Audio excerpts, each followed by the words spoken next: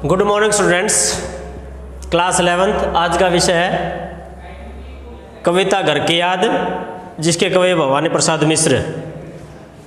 कविता का यह छठा पद।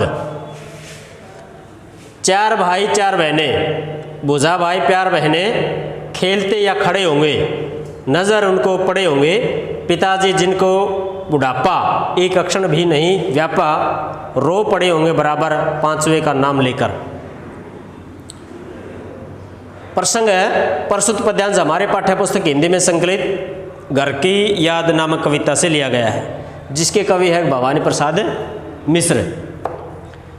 कवि जो कारावास में बंद अपने घर की याद को लेकर के बहुत दुखी हो रहा था, यानी घर की याद आ रही थी, उसको लेकर बहुत दुखी था, और अपने घर के सदस्यों को यानी बहन और भाई और पिताजी की यादों का वर्णन किया गया, उनकी स्मृतियों का वर्णन किया है।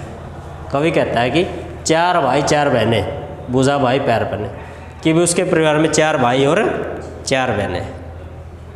अपने घर के सदस्यों को याद करते हुए कहता है कि बुझा भाई, जो भाई एक बुझाओं के समान है।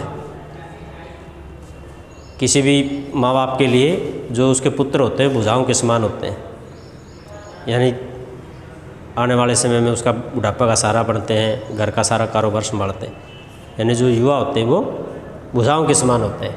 और बुझा भाई प्यार बहनें, और प्यार का मतलब बहनें जो हैं एक प्यार के समान होती हैं, जो अपने राखी बांध करके अपने भाइयों को प्यार में बांधती हैं, और भाई उनका रक्षा करने का शपथ लेते हैं। यानी भाइयों को एक बुझा के समान बताया है, और बहनें जो हैं प्यार के द्वारा अपने भाई को बांध लेती है राखी के से।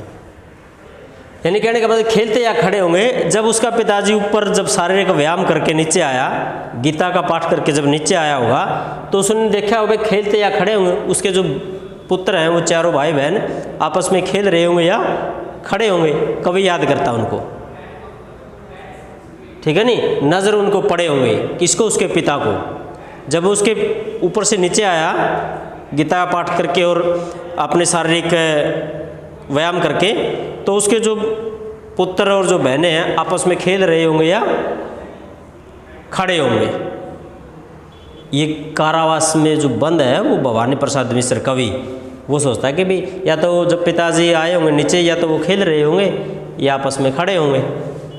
पिताजी जिनको बुढ़ापा एक अक्षण भी नहीं व्यापा, पिताजी जो जिनको बुढ़ापा एक क्षण भी मालूम नहीं होता, उनके ऊपर बुढ़ापे के कोई लक्षण दिखाई नहीं देते, अर्थात युवाओं के समान उत्साह और जोश उसके अंदर विद्यमान है। उसके पिता का वर्णन किया गया कि भाई बुढ़ापा है, लेकिन उसके शरीर पर बिल्कुल भी मालूम दिखाई नहीं पड़ता है, क्योंकि उसके अंदर जोश युवाओं जैसा और उत्साह भी युवाओं जैसा है। रो पड़े होंगे बराबर पांचवे का नाम लेकर के। रो पड़े हो मतलब जब पांचवे की याद आई होगी, जब उन चार भाई बहनों के बीच में जब पांचवा वहाँ पर उपस्थित नहीं होगा, उसका नाम लेकर के उनकी आंखों से अचानक आंसू बहने लगे होंगे, यानी याद आ गई होगी। यानी कहने का मतलब है जब हम बाहर से आते हैं और घर के सारे सदस्य मौजूद हैं, और एक सदस्य किसी कारणवश से बाहर है या जेल में बंद था, जब उसको हम नहीं पाते हैं तो अचानक उसकी याद आने के कारण मन जो है बहुत दुखी होता है, आंखों से अचानक आंसू बहने लग जाते हैं। यानी घर के सदस्यों की याद का वर्णन किया गया है कवि के द्वारा, जो उसके पिता के ऊपर युवाओं जैसा जोश है, उत्साह है, बुढ़ापा बिल्कुल भी दिखाई नहीं देता है। उसके भाई बहन जो है आपस में खेल रहे होंगे, खड़े होंगे, ठीक है नहीं, इस तरह नज़र आए होंगे उनके पिताजी को, लेकिन जब वह पांचवा पुत्र वहाँ पर नहीं था तो उनकी आंखों से अचानक आंसू बहने लगे होंगे। खड़ी भाषा का प्रयोग किया गया है। खेलते या खड़े होंगे अनुप्रास अलंकार का प्रयोग है। शांत रस का प्रयोग प्रसाद गुण विद्यमान प्रस्तुत पद्यांश में, और घर की स्थिति का वर्णन किया गया पूर्व पद्यांश। आशा होगा कि आपको ये पद्यांश समझ में आया होगा। फिर भी अगर कोई समस्या है ज़रूर बताएं, आपकी समस्या का समाधान कर दिया जाएगा। धन्यवाद।